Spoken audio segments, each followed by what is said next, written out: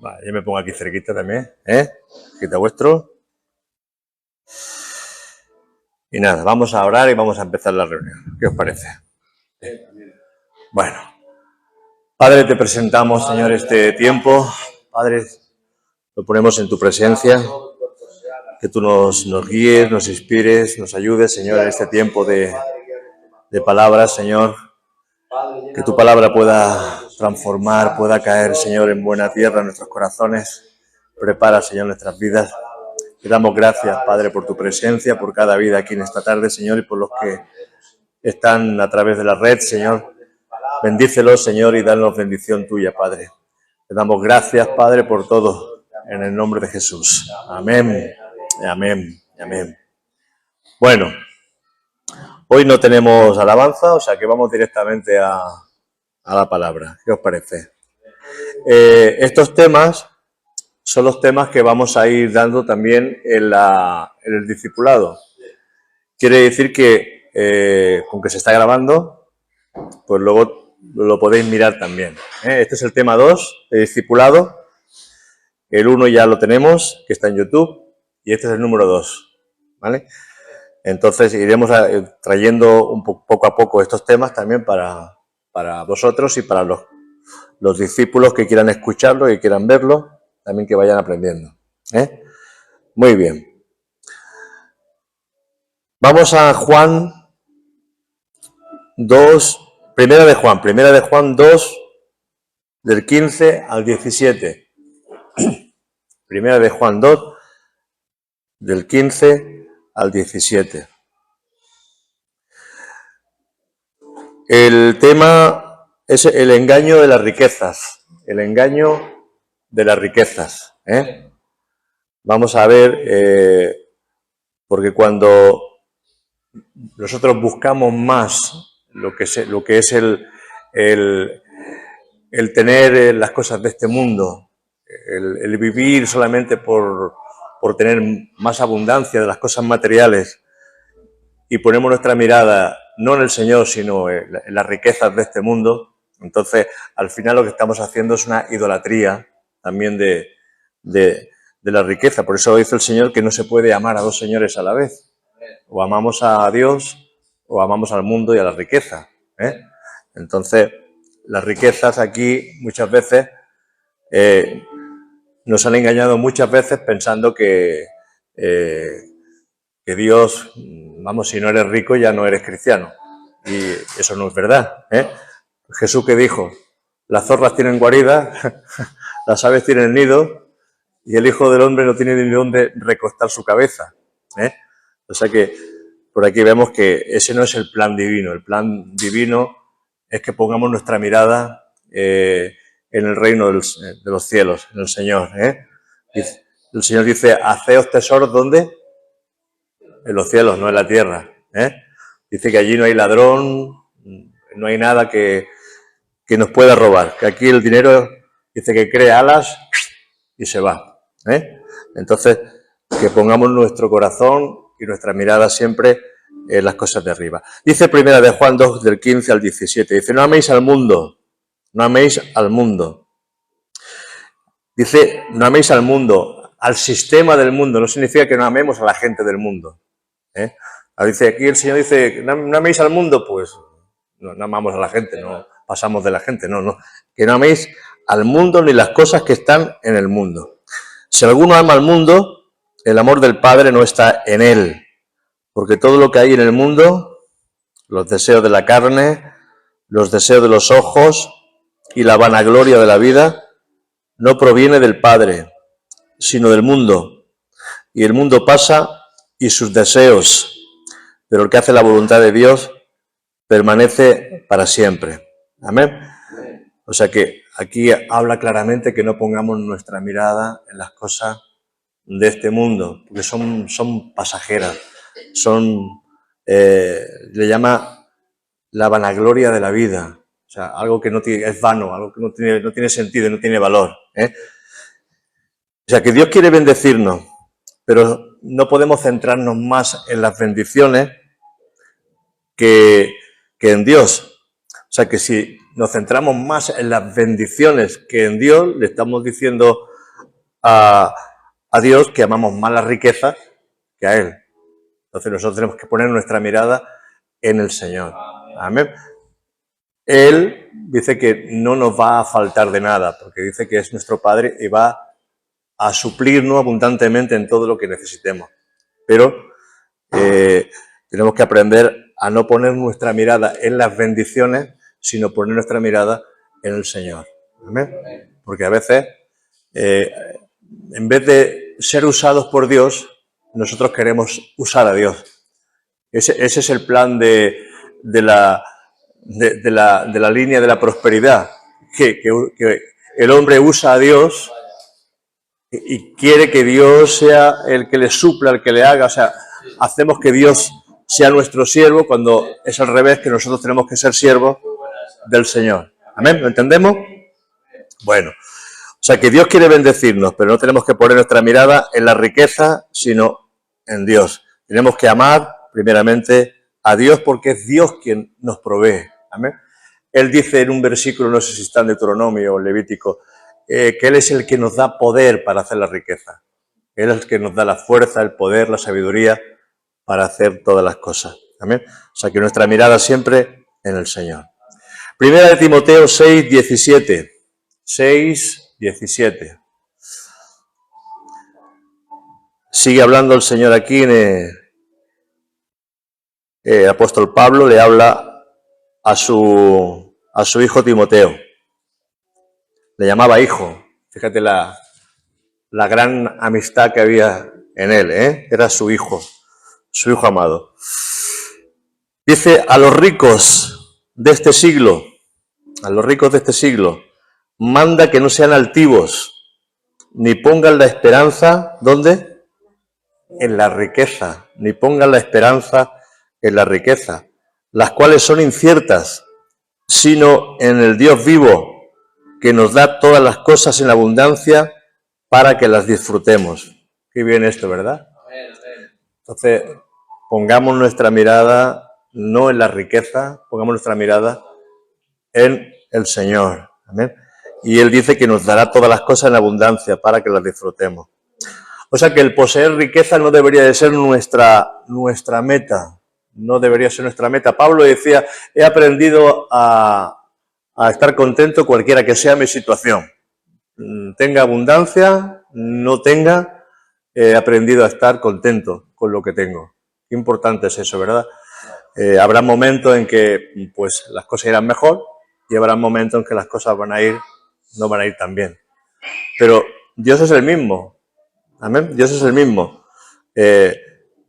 No porque no seamos bendecidos o porque no seamos enriquecidos, no quiere decir que Dios no esté con nosotros. Eso es un mal concepto. Tenemos que romper ese concepto. O sea que el poseer riqueza no debería ser nuestra meta. Y si Dios las trajo a nuestra vida, debemos de ser buenos mayordomos de sus recursos, porque al final todo le pertenece a Él. ¿Amén? O sea, si Dios permite algún día, porque Él puede permitir algún día que tengamos abundancia, tenemos que aprender a administrar, porque no son nuestras, son sus riquezas. No es nuestro dinero, es su dinero. No tenemos nada nuestro. Deberíamos de entender que Él es el Señor de todas las cosas. ¿Amén? Entonces, por eso dice, a los ricos de este mundo manda que no pongan su mirada en las riquezas que son inciertas, sino en el Dios, que es el que provee y el que da todas las cosas. Entonces, nosotros decimos, bueno, nosotros no somos ricos, pero si nos comparamos con otras personas, quizás somos ricos, ¿verdad? Nos comparamos con gente de África, yo qué sé, de Somalia, de Kenia, de Etiopía, de la India, según lugares, somos súper ricos, tenemos de todo. Entonces, no pongamos nuestra mirada tampoco en la riqueza. Mira lo que le dice el Señor a la iglesia de la Odisea. En las 7 cartas, las 7 iglesias, Juan le habla a las 7 iglesias que son como un tipo de iglesia, de diferentes iglesias. Apocalipsis 3:17. Esa iglesia de la Odisea se había enriquecido y Dios le habla y le dice a esta iglesia. Esa iglesia es un grupo de creyentes, Cada iglesia es un grupo de creyentes. Aquí hay un grupo de creyentes que le dice el Señor en este apartado. Porque tú dices, yo soy rico y me he enriquecido y de ninguna cosa tengo necesidad. Y tú no sabes que eres un desventurado, miserable, pobre, ciego y desnudo. Vaya lo que le dice el Señor a esta iglesia, ¿verdad? Tú te crees que eres rico, pero tú de rico no tienes nada, ¿verdad? La iglesia de la Odisea había puesto su mirada en la riqueza. Entonces, el Señor le dice a esa iglesia, te crees rica, pero yo te veo que eres pobre, quizás pobre de corazón, pobre de espíritu, pobre de amor hacia el Señor, ¿verdad? A otra iglesia le dice, pero veo que has perdido tu primer amor, ¿verdad? Entonces, no pongamos nuestra mirada en las riquezas porque son inciertas. Hay también una parábola donde el Señor nos enseña y nos habla de un hombre que había puesto su mirada también en las riquezas de este mundo. Y este es un gran ejemplo de lo que nos puede pasar si no administramos bien en el Señor los bienes materiales. Vamos a leer esta parábola. Está en Lucas 12, del 15 al 21. Lucas 12, del 15 al 21. Esto es bueno porque hay muchos versículos y podemos aprender de la palabra directamente. Y les dijo, mirad y guardaos de toda avaricia. Mirad y guardaos de toda avaricia. O sea que el Señor ya iba directo para traer una enseñanza muy directa a través de esta parábola. Dice, porque la vida del hombre no consiste en la abundancia de los bienes que posee. Esto no lo leen en las iglesias de prosperidad, ¿verdad que no? Estas escrituras no convienen mucho en esos lugares. Pero bueno, mirad y guardaos de toda avaricia, porque la vida del hombre no consiste en la abundancia de los bienes que posee. También le refirió una parábola diciendo, la heredad de un hombre rico había producido mucho, y él pensaba dentro de sí, diciendo, ¿qué haré? Pues no tengo donde guardar mis frutos. Y dijo, esto haré, derribaré mis graneros y los edificaré mayores, y allí guardaré todos mis frutos y mis bienes. Y le diré a mi alma, alma, muchos bienes tienes guardado para muchos años. Repósate, come, bebe, regocíjate. ¿Ves? Él ya se había hecho la idea de iba a ser feliz, y tengo mucho dinero, lo voy a pasar bien, no tengo necesidad de nada, ¿verdad? Fíjate el pensamiento del hombre. Mira el 20. Pero Dios le dijo, Dios le habla y le dice, necio. ¿Cómo le llama? Necio. La palabra necio es tonto. Necio, tonto. Busca la traducción de necio en el diccionario español, te verá que necio es tonto. Tonto, necio, esta noche vienen a pedirte tu alma. Y lo que has provisto, ¿de quién será? Así es el que hace para sí tesoro y no es rico para con Dios. Amén. O sea que nosotros no tenemos que estar pensando, porque el Señor nos puede llamar en cualquier momento. Entonces, hay gente que se afana. Por eso dice la palabra, no os afanéis. Mirad las aves, que no siembran ni siegan, y vuestro Padre las alimenta. Dice, mirad las flores del campo, como las viste el Señor. Dice, y ningún hombre se ha vestido como Dios viste a las flores, ¿verdad? O sea, por eso luego le dice, buscad primeramente el reino de Dios y su justicia, y todas las demás cosas serán añadidas. O sea, que pongamos siempre nuestra mirada siempre en el Señor. O sea, que cuando el único deseo nuestro es acumular riqueza para un día retirarse y vivir felices, tenemos que tener cuidado, porque nuestra felicidad ha de estar en servir al Señor con más ímpetu y con más fuerza que antes. Esa debería ser nuestro gozo, nuestro servicio, el poner nuestros dones, nuestros talentos, lo que Dios nos ha dejado como buenos mayordomos, ponerlos también al servicio del Señor. Ese debería de ser nuestra dedicación. Dios no está en contra de trabajar y de proveer para nuestra familia. No está en contra de que trabajemos, de que ganemos dinero, no está diciendo el Señor eso. Porque dice el Señor la palabra, dice, el que no provee para su propia familia, dice que es peor que un extraño. En otro apartado dice el apóstol, el que no trabaje, que no coma. O sea y Pablo nos enseñaba que él trabajaba con sus propias manos haciendo tiendas. De los corintios no quiso coger ninguna ofrenda, porque se ve que era un poquito así agarrado, y le dijo, estas manos me han servido para sostenerme. Sin embargo, los hermanos de Tesalónica fueron generosos y ofrendaron generosamente para la obra del Señor. O sea, que él sabía dónde podía contar y con quién podía contar para recibir o para no recibir. A veces es mejor decir, sigo trabajando. Bueno, pero es importante esto.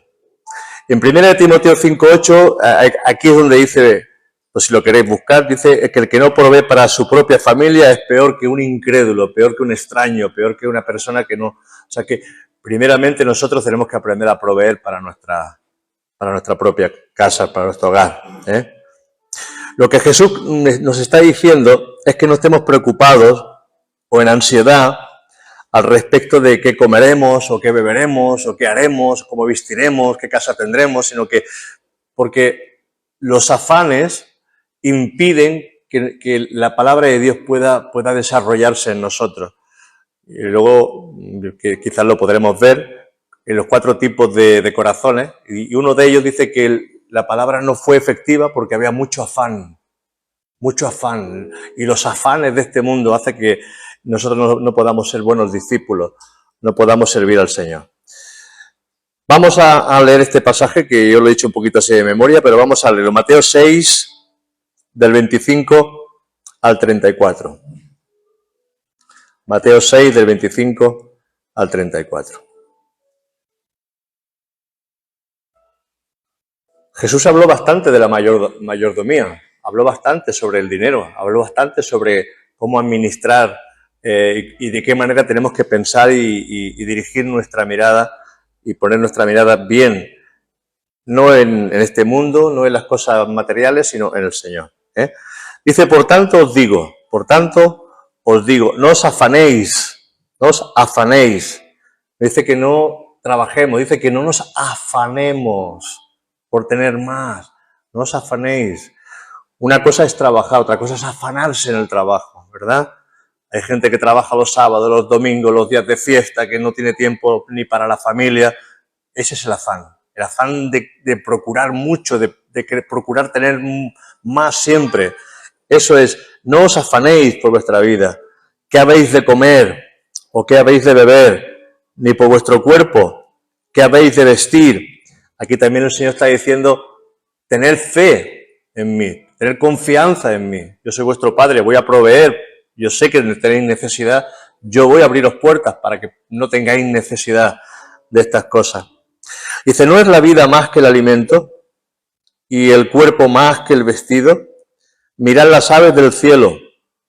Ahora pone comparaciones, que no siembran, ni siegan, ni recogen en graneros, y vuestro Padre Celestial las alimenta. ¿No valéis vosotros muchos más que ellas? ¿Y quién de vosotros podrá, por mucho que se afane, añadir a esa estatura un codo? O sea que por mucho que tú te afanes, por mucho que tú quieras, el crecimiento te lo va a dar Dios, ¿verdad? Y por el vestido, ¿por qué os afanáis? Hoy la ropa la tenemos en cualquier lugar, pero antes comprar un vestido o comprar ropa era caro en aquel tiempo. No había máquinas como hoy que se hilaban, sino que un vestido era caro, por tener un vestido era caro. Dice, por el vestido, ¿por qué os afanáis? Considerad los lirios del campo, cómo crecen, no trabajan, ni hilan. Pero os digo que ni aun Salomón, con toda su gloria, se vistió así como uno de ellos. Y si la hierba del campo que hoy es y mañana se echa en el horno, Dios la viste así, dice, ¿no hará mucho más a vosotros, hombres de poca fe? Mira cómo le llama el Señor. Dios la viste así, dice, ¿no hará mucho más a vosotros, hombres de poca fe? Mira cómo le llama el Señor. Viendo qué comeremos, o qué beberemos, o qué vestiremos, porque los gentiles, ¿quiénes son los gentiles? Los que no conocen a Dios, ¿verdad? Los gentiles, los que no conocen a Dios. Porque los gentiles buscan todas estas cosas, pero vuestro Padre Celestial sabe que tenéis necesidad de todas estas cosas. Y el 33 dice, mas buscad primeramente, buscad primeramente el reino de Dios y su justicia, y todas las demás cosas serán añadidas. Bueno, por eso dice hombre de poca fe, porque tenemos que tener la confianza de que Dios, de una forma o de otra, Él va a añadir lo que necesitamos. Amén. Así que no os afanéis por el día de mañana, porque el día de mañana traerá su propio afán, traerá su afán. Basta cada día su propio mal. ¿Qué está diciendo aquí? Que no estemos pensando qué va a pasar de aquí a un tiempo, qué vamos a hacer de aquí a un tiempo, porque eso trae preocupación y eso al final lo que trae es una carga sobre nosotros. Y al final Dios hace su obra en cada uno de nosotros. Dice, preocúpate por el día de hoy y mañana déjalo en mis manos. Nos preocupamos mucho por el día de mañana y eso crea en nosotros un afán, una ansiedad, una angustia que muchas veces deberíamos de descansar, de aprender a descansar en el Señor. Aprendamos a descansar en el Señor. Por eso es bueno cada día presentar el día al Señor, orar, y por eso dice el pan nuestro de cada día. No dice, Señor, dame el pan de hoy, de mañana y de pasado. No, el pan nuestro de hoy, dámelo hoy, Señor. Era importante eso. ¿Y qué le pasaba al pueblo de Israel? Tenía que coger el maná cada día. Y el que acumulaba maná para el día siguiente, dice que se le agusanaba. Ya no servía. Qué cosa, ¿verdad? Pero qué curioso. Cuando lo cogían el viernes, en el Sabbat, el pan le duraba para el sábado y para el domingo. Qué curioso eso, ¿verdad? El Señor probaba a su pueblo de una manera tremenda. Le decía, cuando entréis en la tierra prometida o entréis en algún lugar, dejar descansar la tierra un año. Dice, el año anterior os producirá el doble para que podáis aguantar hasta la próxima cosecha. Era tremendo el Señor como probaba a su pueblo de tal manera, decía, la tierra no es vuestra, la tierra le pertenece al Señor. Y si alguien tenía que vender la tierra o tenía que hipotecarla por algo, al 7º año había que devolver nuevamente la tierra a sus propietarios. O sea que, ¿cómo hacía el Señor la obra? ¿Cómo lo preparaba? ¿Cómo lo hacía? Para que el pueblo tuviera fe. Siempre lo que nos está trayendo el Señor es que tengamos confianza en el Señor, que tengamos fe en el Señor, de que Él iba a proveer abundantemente. Ponte por aquí cerquita. Dios te bendiga. O sea que fijaros cómo el Señor siempre está procurando que tengamos confianza siempre en Él. Ojalá que seamos de esta manera. Pero bueno, vivimos en un mundo de consumismo y eso es increíble. Estamos en un mundo de consumismo donde nos están bombardeando continuamente, que si no tienes una Bang Bang Night, si no tienes un móvil que es un Apple, lo que es todo tiene que ser de marca, todo tiene que ser caro, si no tienes tal coche, si no tienes tal... y nos bombardean por todos sitios pensando que eso hace la felicidad. Tenemos que aprender que eso no hace la felicidad. No hace la felicidad. ¿Quién era? Era el inventor de Apple, el de los ordenadores, que murió de un cáncer. Semanas antes de morir del cáncer, él decía, ahora me di cuenta de que un coche de 100.000 euros o de 200.000 euros hace el mismo apaño uno de 10.000 y me lleva al mismo sitio. Ahora me di cuenta de que comparando que no hace falta tanta riqueza, sino que con cosas más pequeñas era lo mismo, que lo mismo da unas bambas que son más caras que otras que son más baratas. Me van a hacer servir igual, ¿verdad? Pero nos están bombardeando. Y si no llevas Nike, y si no llevas Apple, y si el bolso no es de marca, ya no vas feliz, ya parece que ya eres diferente. Tenemos que aprender a creerle más al Señor. ¿Amén? A confiar, porque ese se le llama el engaño de la riqueza. El engaño de la riqueza. Las riquezas son un engaño. Y vamos a observar y vamos a ver lo que Dios dice referente al engaño de la riqueza. Vamos a 1 Timoteo 6, del 6 al 10. 1 Timoteo 6, del 6 al 10.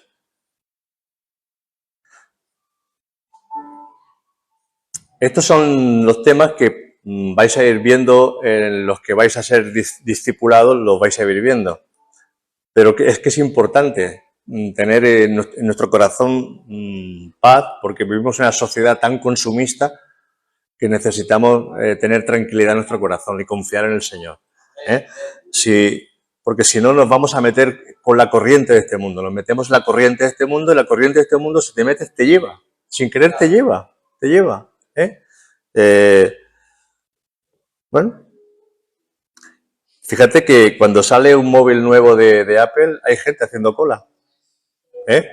El Apple 15, que va a salir tal día, y en tal día ya hay cola en las puertas para comprar ese móvil, y hacen noche para comprar, ser los primeros en tener ese tipo de móvil. Y el móvil a lo mejor te vale 1.800 euros. Pero digo, pues si vas a llamar igual con uno más barato, ¿verdad? Pero no es que si no es Apple ya no eres feliz. Y si no es Nike ya no eres feliz. Parece que nos han hecho ver que si es de otra marca ya no eres feliz. Ya eres pobre o eres de otra condición. Y la gente que tiene mucho dinero pues se los gasta, no sabe dónde gastar su dinero. En fin, que el Señor nos libre de ese engaño. Dice 1 Timoteo 6, del 6 al 10, dice, pero gran ganancia es la piedad, es el amor a Dios, la piedad es el amor a Dios, acompañada de contentamiento. ¿Qué significa eso? El amor a Dios acompañada de contentamiento, o sea, tenga mucho, tenga poco, contentamiento. ¿Qué significa eso? El amor a Dios acompañada de contentamiento, o sea, tenga mucho, tenga poco. Ni paredes hay, pero están cantando, están alabando a Dios y son felices. Parece que si no hay aire acondicionado y si no hay... Pero están cantando, están alabando a Dios y son felices. Parece que si no hay aire acondicionado y si no hay... de Dios, la gente acude a buscar la palabra, aunque tenga que caminar 2 horas para acudir a la iglesia. Eso que estamos en una sociedad tan light. Somos de mantequilla, somos cristianos de mantequilla. Que si nos toca un poquito, ¡ay! ¡Ay! Las palabras fuertes, por eso no hemos acostumbrado a lo que dice el Señor en la Escritura. Sufre aflicciones como buen soldado de Jesucristo. Le dice el apóstol Pablo a su discípulo, ¿verdad? Nosotros eso de sufrir aflicciones todavía nos cuesta mucho. Dice el 7, dice, porque nada hemos traído a este mundo y sin duda nada podemos sacar. Amén. No hemos traído nada y nada, sin duda, vamos a sacar. Así que teniendo sustento y abrigo, estemos contentos con esto. Ya que poquito. Sustento y abrigo, ¿verdad? Y lo está diciendo el apóstol Pablo porque él lo experimentaba. No lo estaba diciendo un hombre que no había experimentado esto, lo estaba diciendo alguien que lo había experimentado. Entonces, dice, así que teniendo sustento y abrigo, estemos contentos con esto. Porque los que quieren enriquecerse, este versículo tampoco lo lee mucho en la Iglesia de la Prosperidad. Este versículo lo han sacado, esto no... Así que, teniendo sustento y abrigo, estemos contentos con esto, porque los que quieren enriquecerse caen en tentación y lazo, y en muchas codicias necias y dañosas que hunden a los hombres en destrucción y perdición. Por eso es necesario conocer toda la Escritura. Sé que la verdad está en la multitud del consejo de Dios. O sea, muchas veces cogemos versículos sueltos y promesas sueltas y decimos, todo lo puedo en Cristo que me fortalece. Bien, está bien. Pero tú no has leído lo que dice anteriormente, ¿verdad? En desvelo, en ayuno, en apedreamiento, en tantas cosas que he pasado, y he pasado por tanto, y luego dice el apóstol Pablo, ahora sí, todo lo puedo en Cristo que me fortalece, ¿verdad? Pero nos quedamos con la promesa, y todo lo puedo en Cristo, pero cuando llega el día de la realidad, nos damos cuenta que no somos aptos todavía ni cualificados porque no hemos pasado. Pero aquí el Señor nos está hablando en esta tarde. Dice, porque raíz de todos los males es el amor al dinero. No dice que el dinero sea malo. No, dice que el amor al dinero. El dinero hay que saber administrarlo. Lo que no tiene que hacer el dinero es mandar en nosotros. Entonces tenemos que aprender a ser buenos mayordomos de lo que Dios nos ha dado, lo que Dios nos ha dejado, porque al final todo le pertenece al Señor. ¿Amén? Aquí está diciendo, nada hemos traído a este mundo, dice en el 7, versículo 7, nada hemos traído a este mundo y nada nos vamos a llevar.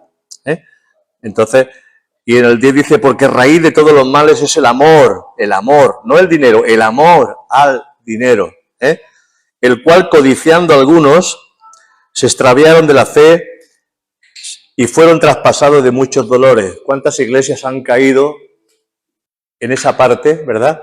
Donde crecen, empiezan a prosperar. Bueno, prosperan los pastores, yo creo que prosperan los pastores, porque los miembros quizás no prosperan mucho, pero los pastores prosperan mucho. Pero acaban en codicia, acaban en orgullo, acaban que al final caen en picado. Cuando se pierde la humildad es cuando se empieza a descender. Por eso, contra más nos bendiga el Señor, más humildad tiene que haber en nosotros. Cuando más te bendiga Dios, cuando más bendición te dé el Señor, más humilde tienes que ser. Porque tienes tu mente puede caer en orgullo, en altivez, y pues puedes empezar a pensar que, a poner tu mirada en la riqueza en vez de poner tu mirada en el Señor. ¿Amén? Es importante. O sea que lo único que va a permanecer para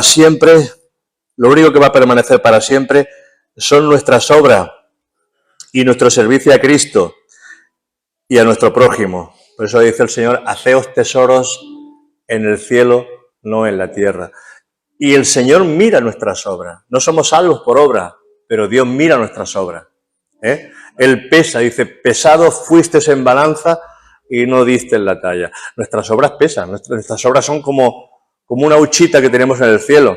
Cuando tú vas a ver a un enfermo, cuando tú haces algo por alguna persona, cuando tú ayudas a alguien, cuando tú aconsejas a alguien, cuando tú animas, aconsejas, es como esa huchita que donde tú estás metiendo tu saldo en el cielo y todas tus obras están contadas en el cielo. O sea que no eres salvo por obra, pero si no hay obra, tu fe está muerta, porque la fe sin obra está muerta. Tiene que haber fe y una fe activa, una fe con acción, una fe con obra. ¿Amén? O sea que la fe y las obras son necesarias. ¿Amén? No somos salvos por obra, lo dice la palabra en Efesios, por gracia somos salvos, ahí no tenemos nada que ver, es la cruz, así el Señor nos ha salvado por gracia, no intervenimos por nada, pero nuestra fe da lugar a que tengamos obras, si no sería imposible, ¿verdad? O sea que vamos a resumir un poquito lo que estamos diciendo. O sea, hemos aprendido que el amor a este mundo, el materialismo y los afanes de esta vida están apagando el deseo de servir, de estudiar, de prepararse para nuestra madurez cristiana.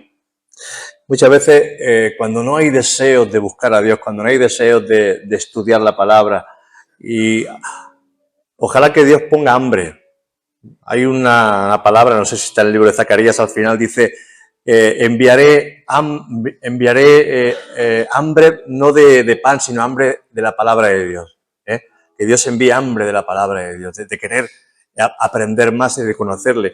Porque al final, Juan 3, Juan 17, 3 creo que es, dice, esta es la vida eterna, que te conozcan a ti, el único Dios, y a Jesucristo, al que has enviado. O sea que el conocimiento de Dios es importante. ¿Por qué? Porque dice el Señor, amarás al Señor tu Dios con todo tu corazón, con toda tu alma, con toda tu mente, y lo amarás a Él más que todas las cosas. O sea que nuestra mente tiene que llenarse del conocimiento de Dios también. ¿Amén? Amarlo con el corazón, amarlo con toda nuestra alma, con todo nuestro sentir y con toda nuestra mente también.